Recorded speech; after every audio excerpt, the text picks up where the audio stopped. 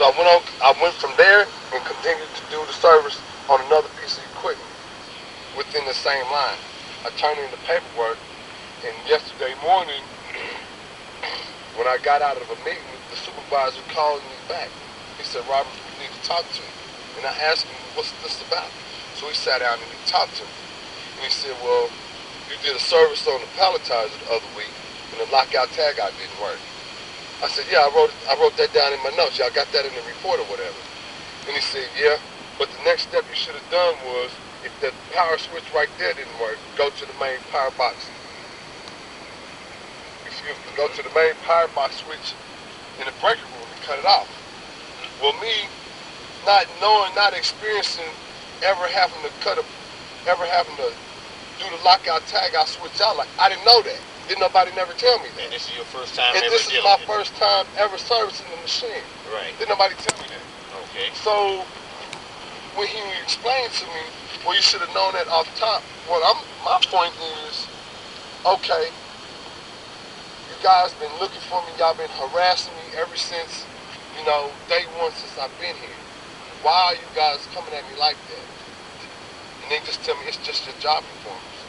Well, I figure it's a little bit more than my job performance. Okay, it's not necessary for you to constantly write me up. If I've been in this company a year, I just get hired on.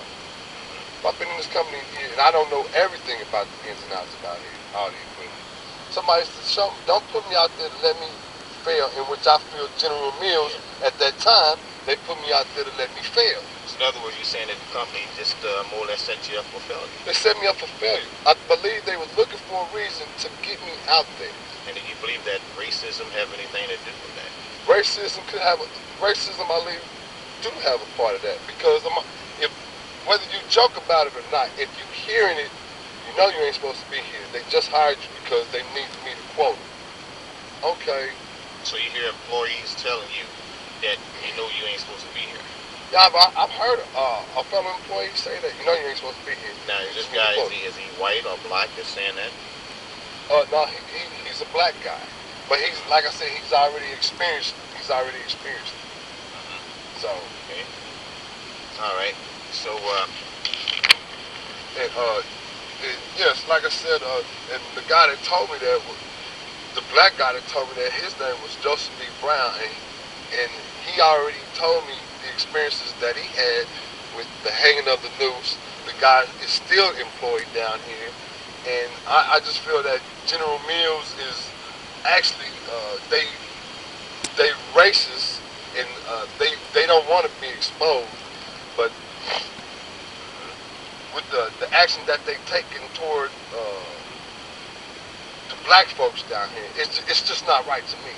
I mean, I just was told the other day that it was just 30 blacks, 3 Mexicans, and the rest is Caucasian.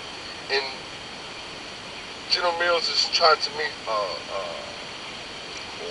quota. They're trying to meet a quota, and to me, is keep as many minorities out of the company as they can.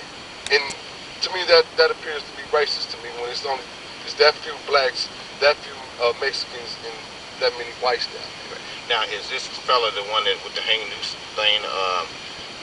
Is that, now we're not calling his name or anything, but is that racist employee still employed, the one who came forth with the hanging noose rope? But that employee is still employed down here. Yeah. He's still employed down here. In which he committed a hate crime. In which he committed a hate crime down here. Now, I thought hate crimes was supposed to be dealt with, okay, you do that type of action in my company, you automatically terminated.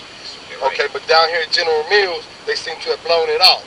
And it's not been touched, and the employee's still down here. And General Mills called it an isolated incident. Yeah. But, so what else was they saying concerning your issue as to why they fired you?